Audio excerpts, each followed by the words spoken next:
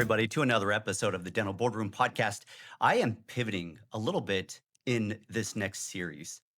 Normally, in my episodes, I'm talking about, generally speaking, issues inside of the dental practice, a lot around cash flow and understanding your financial statements and tax planning and strategies and protecting your practice. I have the executive session where I have a marketing specialist and a practice management specialist come onto the show and we talk about it from our different angles or lenses when we talk about a given subject, like how to make marketing effective, or what's happening with AI, or creating a system that allows scalability. So much is about what I call the beating heart of your cash flow. If a practice owning dentist, and by the way, a practice owning dentist is the higher form of income personally than a non practice owning dentist. It's what Practice CFO was established for, was that private practice owner. Therefore, so much of the systems, the advice, the processes that we here at Practice CFO develop are to drive a healthy beating heart, that heart that feeds the rest of your financial ecosystem and ideally gives you the life well lived. Well, in this next series, I'm going to take off my CPA hat and I'm going to put on my CFP hat. And as you know, I'm a CPA and a CFP. A CFP stands for Certified Financial Planner. I've been a certified financial planner since about 2008. We are now 2026. So going on about 20 years almost as a CPA and certified financial planner. And I want to remind everybody that when I started Practice CFO, which now works with about 350 dentists throughout the country, we have about 60 employees, and we do full CPA and wealth management services. But I want to emphasize that at the tip of my spear, the engine behind everything we do here is all about personal financial health. The practice is just a gateway or a mechanism to achieve personal financial health. Now, what I want to do in these next few episodes is really talk about what that means. What does financial health mean? And I'm going to rephrase it and use the more broad term of wealth. Wealth. In what ways does happiness get derived from wealth? Well, we need to define what wealth is. And we commonly correlate wealth with finances, almost like they're synonymous. But I'm going to argue over the next few episodes in this series that wealth and finances are not the same thing. A strong financial situation does not mean a wealthy situation. And I want you to follow me along. I think this could be a game changer in the way that you view your relationship to money. All right. And as a dentist and as a practice owner, I just want you to know as a high earner, relative to most Americans, our clients are high earners. And they tend to be at times very time poor. And part of this is because we're optimizing the wrong variables.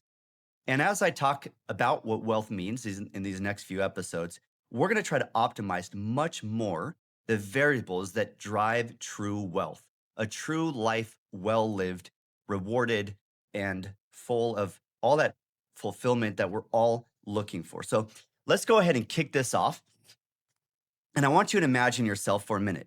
Imagine yourself sitting across the table from your parents, and your parents are in the last chapter of life. And if your parents are already passed, then I want you to put somebody else in that seat. Maybe you're nearing that last chapter of life, in which case, put your kids on the other side of the table. If you don't have kids, put a sibling or put somebody you're really close to. These front row funeral seats, I call them, the people that just matter the most, where you derive the most relational reward, sort of sense of reward in those relationships. Think of that person, plop them in the other side of the table, that you're with them. And now imagine that you see them twice a year. Twice a year. Now I want you to run a little math for me. This is somebody you care about a lot. Your time is limited. Spending time with them is limited, particularly if they are not in close geographic proximity to where you are. If you're thinking about selling your dental practice, the process can feel uncertain. How do you protect confidentiality? How do you reach serious buyers? How do you identify the right selling broker? How do you know you're getting the right value and the right team to guide you? Practice Orbit changes that. It starts by helping you prepare the right way.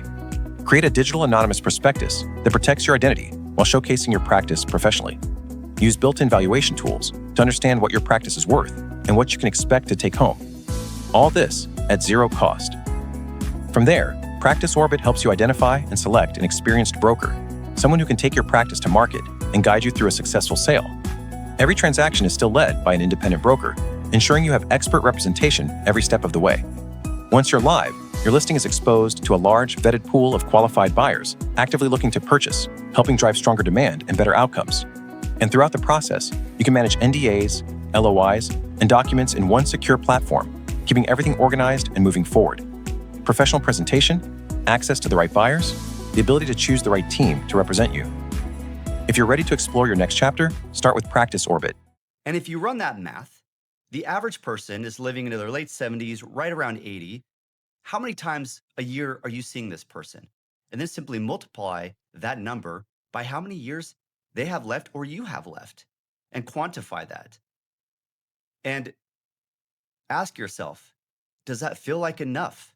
Does it feel finite and limited? Does it change the way you want to prioritize your time to increase the amount of time you are with that person? Well, in the next series of episodes, I'm going to talk about a book that starts off with this exact context. And the book is called The 5 Types of Wealth by Sahil Bloom. I read this book last year when it came out, and it really moved me. Like few other books have moved me, particularly in the financial area. And I have read a lot of books about finances and personal financial planning and business financial planning. This one was just different. And it wasn't written by an academic. It was written by somebody who had experienced a remarkably busy life and who suddenly sat down and took inventory of the life and how that life compared to a more intentionally designed life. So the book, The 5 Types of Wealth, defines wealth differently. And I'm just going to share something about what that meant to this author, Sahil Bloom. So when he did the math that one night, it changed the entire trajectory of his life. It also was the reason he ended up writing the book that I'm starting today with you, The 5 Types of Wealth. And if you're a dental practice owner who has spent the last decade chasing financial numbers while everything else in your life quietly erodes, well, guess what? This book and this series is going to be a challenge to everything you thought you knew about being wealthy. And for those of you following along on YouTube, I have a slide deck, and I will narrate for those of you who don't. And here's what happened with the author. When he's meeting this old friend, he sat down, he met this old friend, and the old friend was asking about his life. And, you ask the questions, how you doing? And his response was, well, I'm just really busy. I'm in my 20s. This was the author saying in this story. He was in his 20s, and he was trying to become a very successful hedge fund manager. And as you know, hedge fund managers make insane amounts of money. He had gone to Stanford, and he was following all of the pattern that was laid out for him to have a successful life.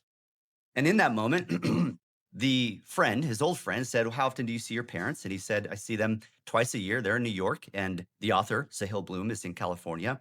Twice a year, he said. I see them about twice a year. I fly out and we spend time together. They were in their mid 60s. So if you run that math, 15 times, 15 more times is how often the author realized he was going to be able to spend time with his parents, who he deeply, deeply loved. And this is what he says in the first section of his book. This was the math that broke me. It was the math that changed my life. It has also changed my life since reading that. And let me tell you how.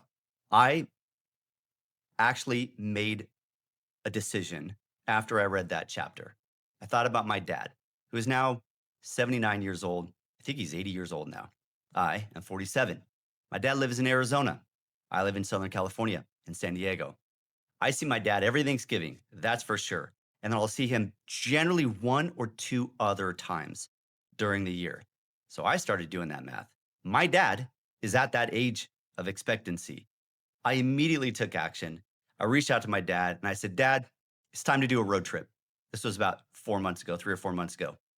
And sure enough, we got online and we decided to do a road trip back east. And this Sunday, today is April 30th, 2026. This Sunday, in 4 days, 3 days, I am flying to DC to be with my dad for 2 weeks. This is going to be amazing. I haven't done this ever. When I was 15, my dad and I did a 5 day backpacking trip in the Sierra Nevadas, which was phenomenal and just one of those sort of anchoring memories to my relationship with my dad that forever changed me after that. A little bit of a rite of passage. We hiked about 80 miles. I mean, it was rigorous, absolutely rigorous.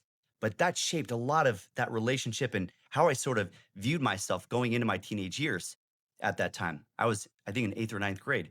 Well, it's been a long time since I've had that amount of time with somebody who I care about so deeply. So my dad and I are going to go to Washington D.C. We're going to take a rental car. We're going to head up to Gettysburg, and then we're going to head up to Pennsylvania and just see a number of historical sites. I love history. My dad loves history, and we're just going to have all this time, hours and hours and hours together, talking about our lives and the things that make us happy. And I am so looking forward to this.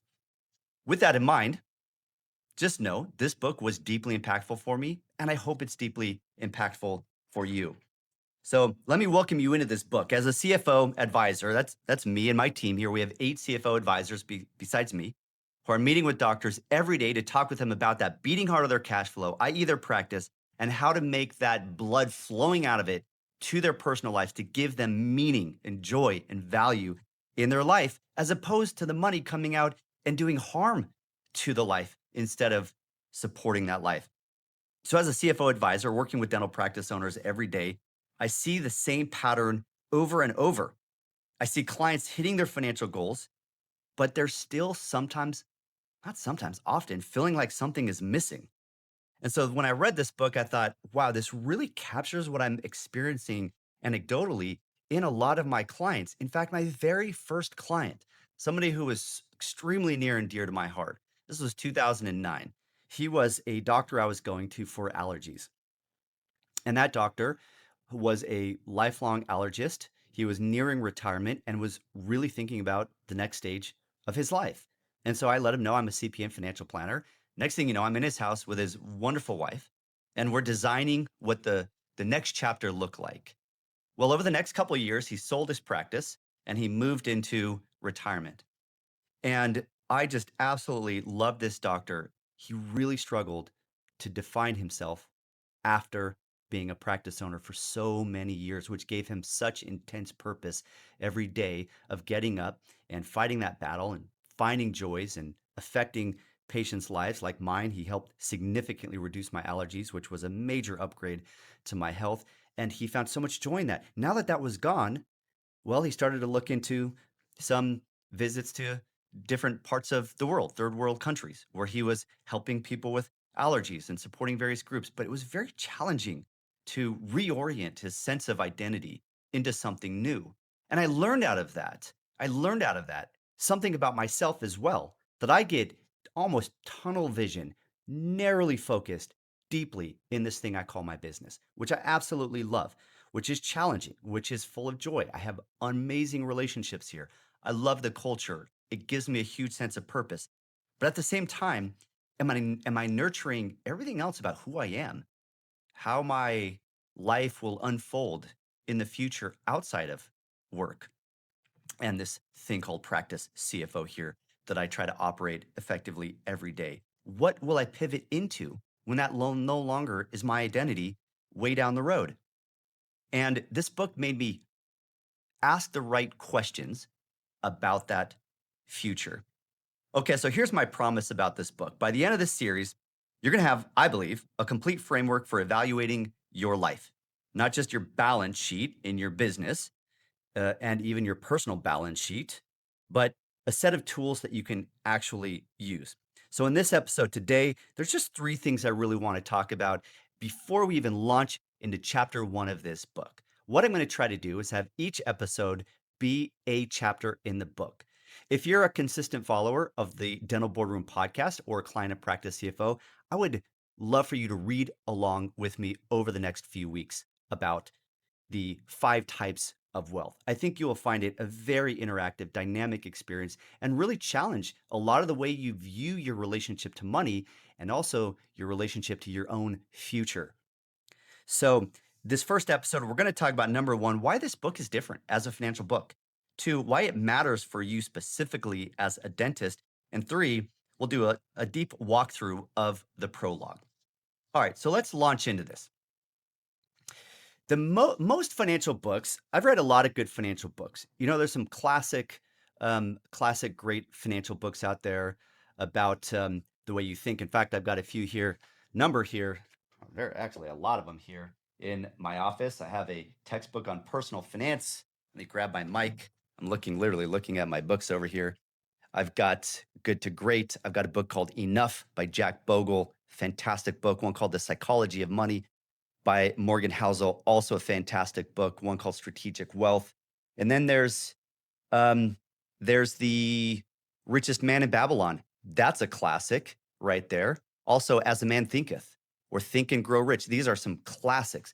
But there was something extremely unique about this book, that it wasn't just about principles, it was about actionable takeaways, almost a scorecard, which I'm going to talk about here in a moment, a scorecard for your life. And that's why I found this book so impactful for me, was things that I can do right now today to change the way that money is influencing my motivation and my happiness in life.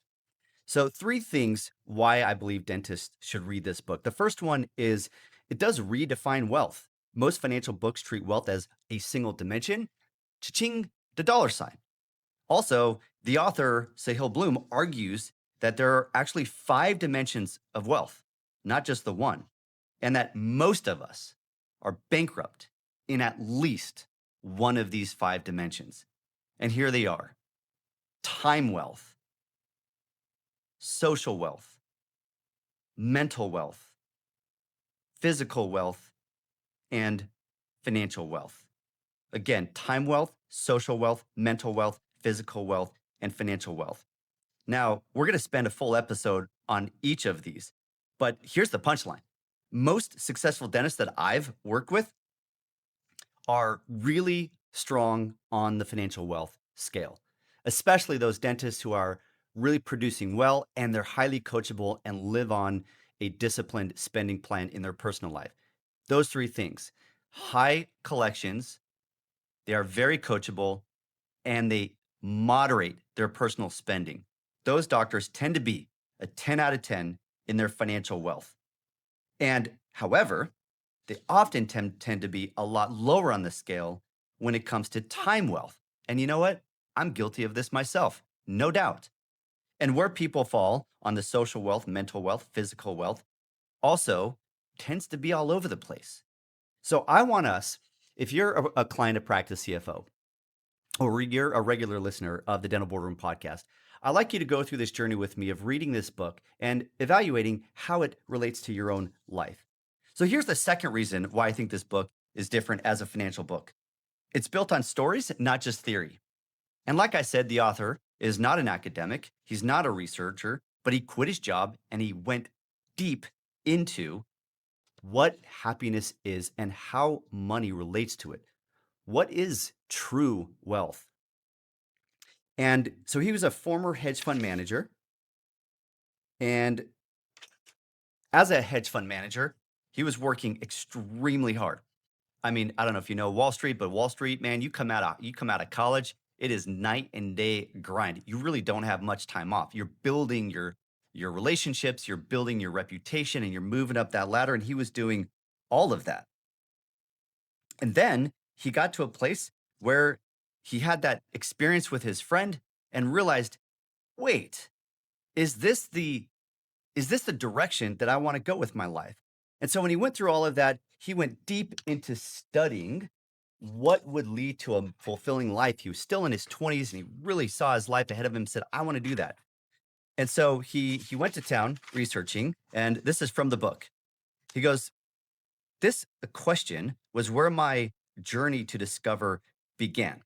And when it talks about a question, he was really questioning what are the things that truly drive wealth in life. And he states here that the greatest discoveries in life don't come from finding the right answer, they come from asking the right questions. And it's almost like the Mark Twain quote that it's not what you know that gets you into trouble. It's actually, let me find that quote so I don't get it wrong. He says, it ain't what you don't know that gets you into trouble. It's what you know for sure that just ain't so.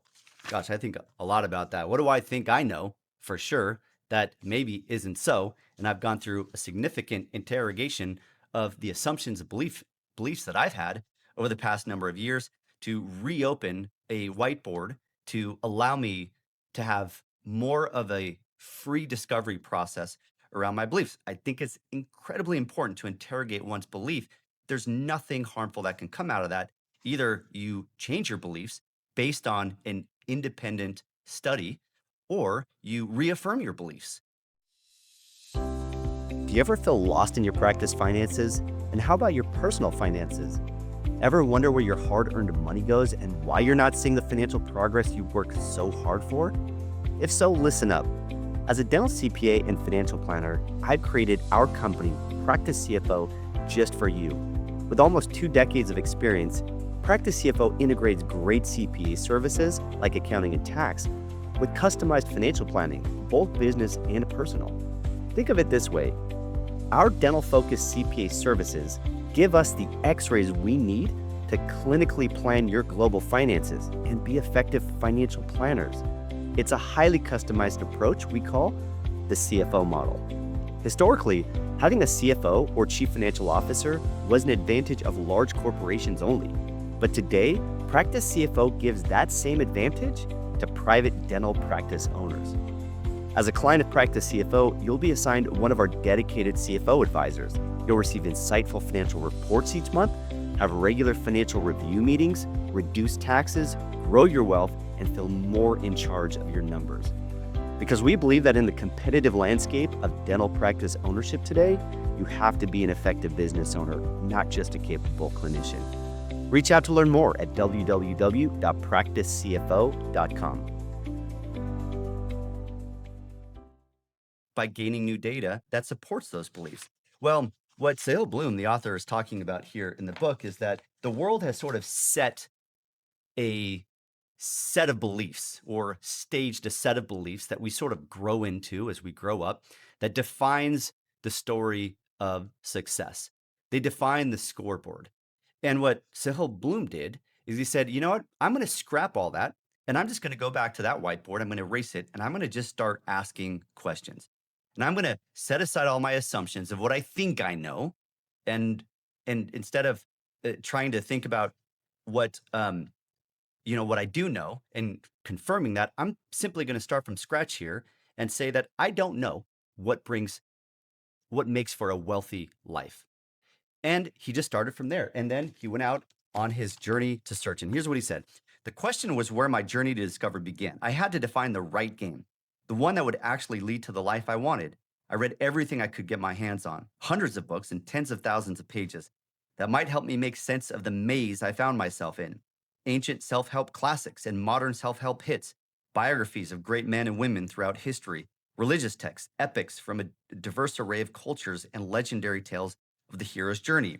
But reading, I found, can only take you so far. To understand something deeply human, you need to immerse yourself in the human experience. He carries on. I had conversations with people from all walks of life. I sought them out. I flew to them. I sat with them. I listened to them. From recent college graduates to CEOs of Fortune 100 companies, from stay-at-home parents to those working multiple jobs to make ends meet, from professional athletes living out of suitcases to ski bums and digital nomads, from life coaches and spiritual guides to factory workers and auto mechanics. I became a student of the human experience.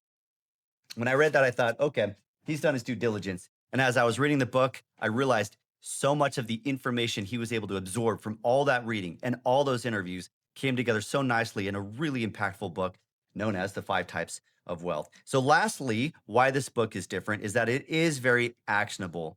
It is aspirational, even though my PowerPoint slide here says it's not. It is aspirational to me, but more importantly, it is actionable. So, each section has essentially a takeaway set of homework items, a scorecard, and or exercises, or a way of sort of auditing the wealth that you have in your life. And most personal financial books leave you motivated, but not necessarily giving you or equipping you with that set of action steps. So this one leaves you with that homework. Now, let me share with you why I think that dentists should read this book specifically. I think owning a dental practice is one of the owning a business in general in a very competitive environment known as capitalism here in the US is hard.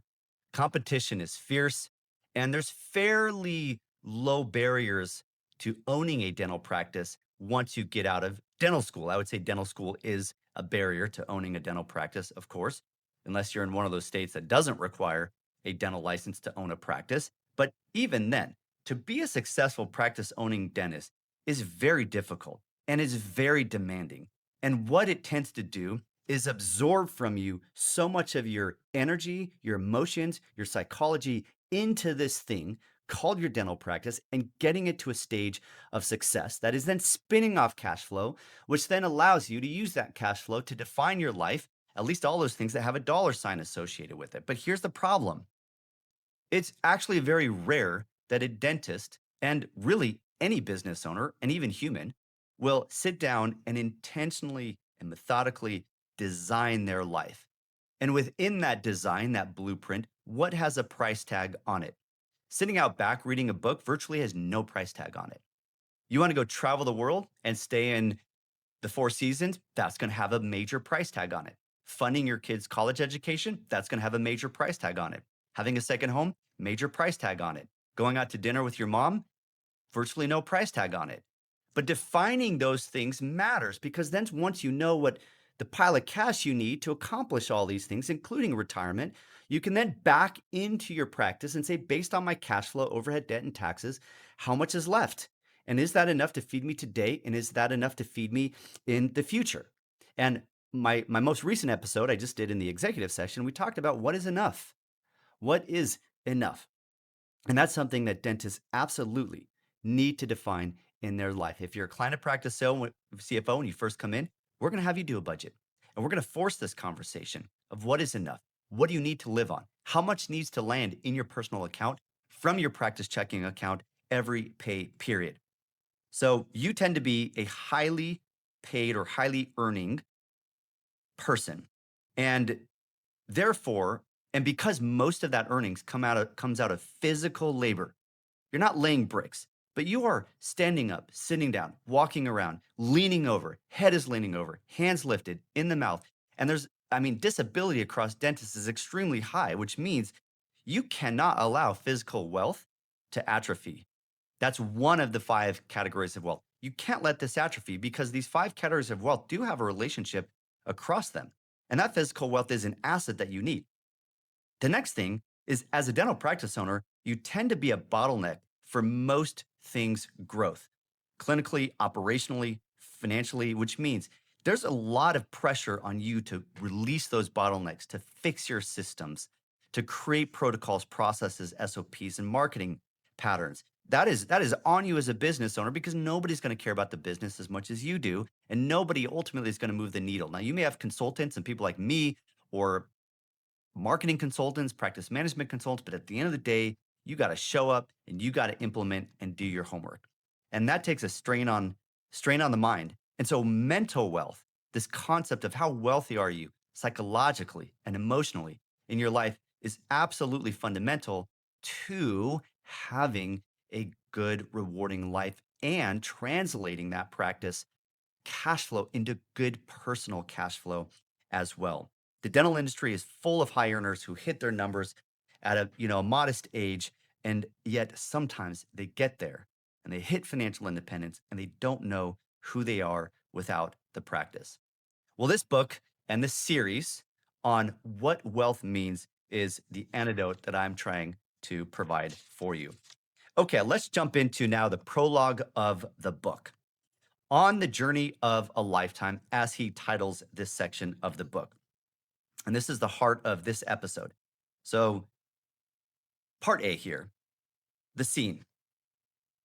Book opens up right off the bat with that scene with his friend. He realizes when he asks his friends, "How are you doing?" And his friend says, "Well," now what the author was thinking the friend would say is what typically happens is, "Yep, I'm busy too," which would basically a one up, sort of a one up response to the author's saying that I'm busy and then asking how he's doing. He says, "I'm really busy too." And that's how a lot of these conversations go. But instead, his friend said, something completely different. And he said he was redirecting, rewiring his energy to focus on the things that really mattered to him that weren't about busyness in his job or in his business. And it was about things that are not measured as much that he is attempting to measure those.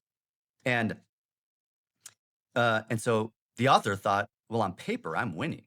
He was making really good money early on in his mid 20s. He was had gotten married already to a beautiful woman. They were on their way to having children. On paper, everything was winning. But in that conversation, he realized that if he changed the way he was measuring that, he wasn't necessarily winning. And that's what instigated this whole process for him. And he thought that that moment was a major emotional hit for him. Traditional success had cost him the most non renewable resource he had, and that was time with the people that he loved. So, what did he do? Sahil and his wife packed up and moved across the country to be closer with family. He left the hedge fund world. He started building a life around the people, not the money. Now, this was not the way he viewed it, anti ambition. It was simply redirecting his ambition. And so here's the punchline from that decision. The opposite of a successful life is not a failed life. The opposite of a successful life is a default life. And I have emphasized this in a lot of my speaking engagements that if you don't author your life, there are thousands of people who will author it for you. In fact, they are clawing at your doorstep to get into your brain and dictate how you define success, how you define happiness, how you define joy. And if you do that and you allow others to come in your head and tell you how to author your definition of success and happiness, then you are living a default life rather than living a designed life. So let me say that again. The opposite of a successful life is not a failed life. The opposite of a successful life is a default life. So now we get into him designing his life and authoring his life. And that realization sparked this multi-year inquiry. What does it actually mean to be wealthy? And so he interviewed all those people, like I said, and he came up with a different scoreboard because what he realized is the reason why at work and in our business, we tend to be successful when we're committed to it is because we measure all sorts of things in the business. I can't tell you how many things I measure here at Practice CFO across the company, across our P&L, across our client satisfaction. I measure so many things. How much do I measure in my personal life? How much of those ingredients that produce or bake this happiness in your life, how much do I measure those things? All right, well, I have an Apple Watch and I measure my activity, my physical activity. For a while, I had a Whoop, and I was managing my sleep and some other things. And so there are some aspects that I measure, but not on a systematic basis and not more comprehensively, and especially not around all five of these areas of wealth accumulation, as the author defines what true wealth is. What gets measured gets managed. So a lot of what the book is doing is giving us a framework to measure these other areas of wealth in our life that so often get crowded out because we're just focusing on that one key area of success, financial wealth. Okay, let's now go on to the next segment here, but there's one concept that I want to mention here too. And this is something that's tripped me up a lot. And it's called the arrival fallacy. And if you have the book or when you get the book, the arrival fallacy talks about it on page 7.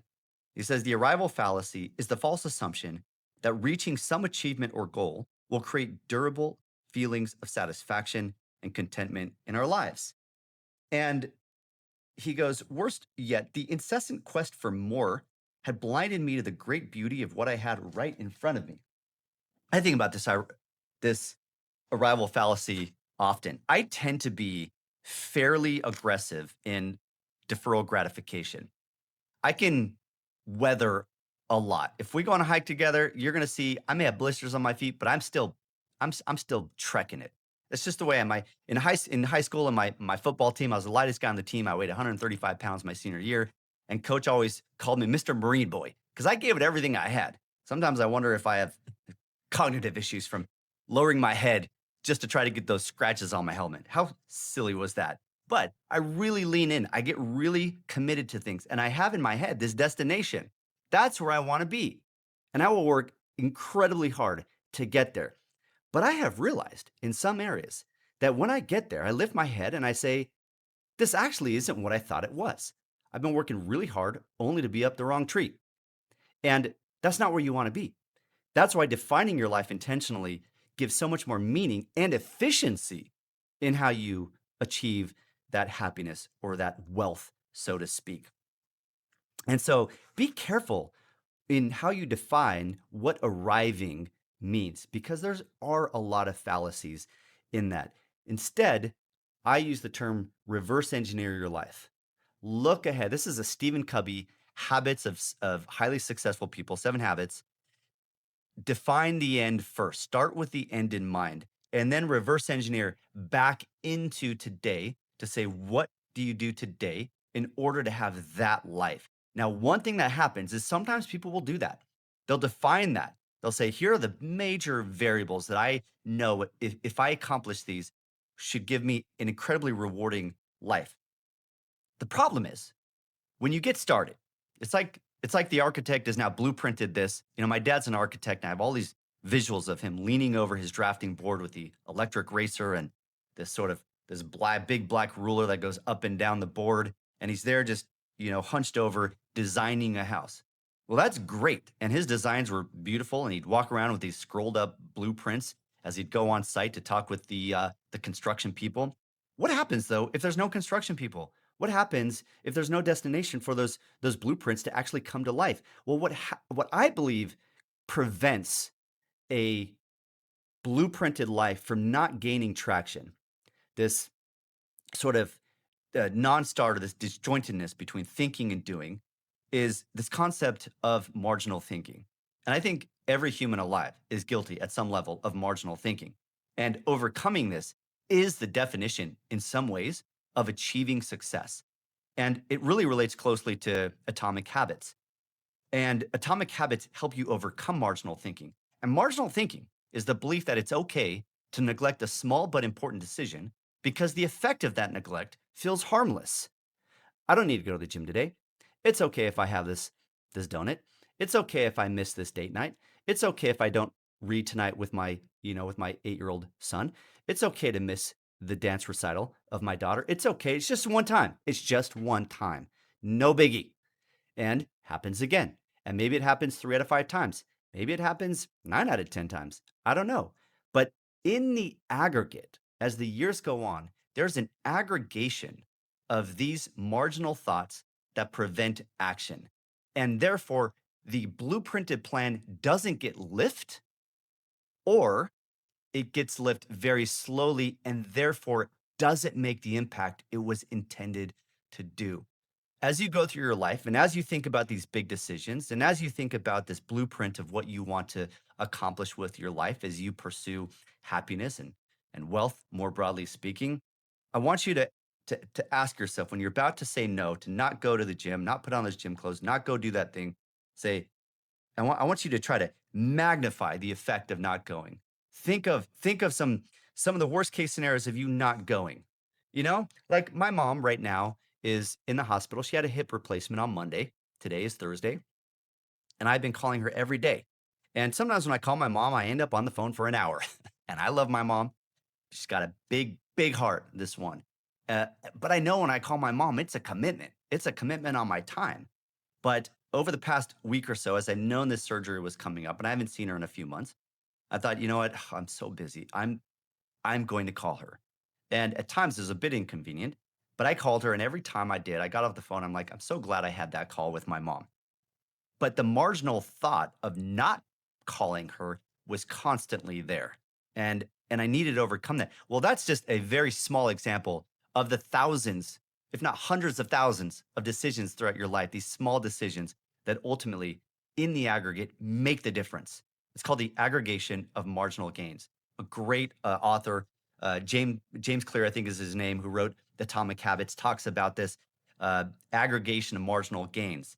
Uh, and I'm a little bit off subject here, but I think this is valuable. He talks about the coach of Team Sky, which was the cycling team in Great Britain. And a new coach came in. They had never won the Tour de France, and he came in with a philosophy. I can't remember his name, but he came in with the philosophy, which was, I'm going to try to increase improvements just by 1% in various areas. So they started to look at the nature of the seats, the tires, how well they're sleeping, all the way down to which pillows they're using when they travel, down to what sort of they take in their body specifically. There's all these different areas that he looked at, and in every one of them, he was just trying to prove it a little bit. And over the next few years, it started to show results. Little changes. If you just changed 1% systematically over a period of time, that 1% change can dramatically change the direction or course of that thing that you're pursuing. And they ended up winning a number of Tour de France's after that. And I think the story is true that James Clear is driving home that making intentional efforts to avoid or not not be a victim of marginal thinking and making these small changes aggregate up to the world of difference in one's life. So define your life, reverse engineer it. What do you do today? Avoid marginal thinking that prevents a true liftoff of that plan and get going. All right, let me now move to the three questions I want you to ask yourself. All right. This is intended to make this personal. So go ahead and listen to this, and I'm going to give you a moment, and I want you to think about it. The first question is, when was the last time you actually defined what wealth means to you? In your words, not somebody else's. When was the last time you actually defined what wealth means to you? Number two, if you took inventory of all five types of wealth today, time wealth, social wealth, mental wealth, physical wealth, which one would score the lowest? And how long has it been low? Question three, what's your version of Sahil Bloom's cross-country move? So I don't know if I mentioned that, but he decided after that conversation with his friend, he literally quit his job. He uprooted from California and he moved back, I think it was to New York where his parents were, and got a smaller house closer to his family, didn't have that income now, and made a life-changing decision with he and his wife. So the third question here is, what's your version of Sahil's cross-country move? What's the deliberate decision you've been putting off because the default is just easier? All right, here's the three things for you to do. The closing takeaway. Number one, order the book. Order the book on Amazon. It's called The Five Types of Wealth by Sahil Bloom. That's number one. Don't just listen, read along. It will be infinitely more rich and valuable as an experience to read the book and then come back and listen to these episodes. Number two, spend 10 minutes writing. What does wealth mean to you? In your words, try to sift out what everyone else, authority figures, parents, childhood, mentor, coach, just sift it all out for a sec. It doesn't mean you're not going to include it, but I think you need to just start with your own self. In your own mind, nobody knows your life like you. Nobody knows what makes you happy like you. Nobody knows your struggles. Nobody knows your health condition like you do. Nobody knows your relationship conditions like you do. Nobody knows your bank account like you do. Nobody knows these things. Only you do. Inventory it, categorize it, put it on paper, brainstorm it, Then go from there in defining as you reverse engineer what you want your life to look like. And lastly, share this episode with one person, a partner, as an associate, a friend.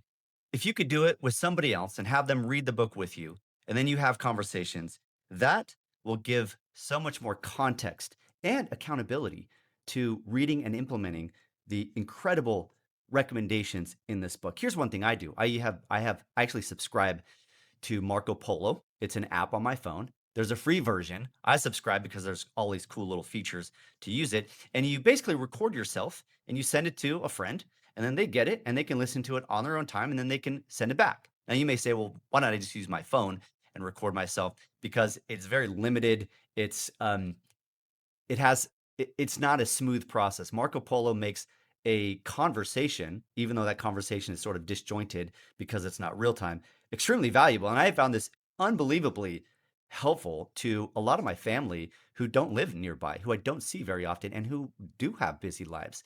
And it allows us to stay really, really connected. Well, I have a friend, and we will pick a book and we will read it together, and then we'll send these Marcos to each other, maybe get together on a Friday night and talk about it. But that experience of recruiting somebody into that learning process has been just so valuable. So that's the third takeaway or third action item, is to try to invite somebody, especially a spouse. If you're married, that would be my preference. I don't think it'll be more valuable with anybody else, more so than your spouse or your partner if you're not married. Okay, here's a teaser in the next episode. Next time, in chapter 1, we're going to talk about the framework of these 5 types of wealth itself, why most people are bankrupt in at least one, and the wealth scorecard you can run yourself in under 10 minutes. Thanks, everybody, for listening to another episode of the Dental Boardroom Podcast. I have to genuinely say, I'm excited to read the various chapters in this book and to have this series on what true wealth actually means. Until next time.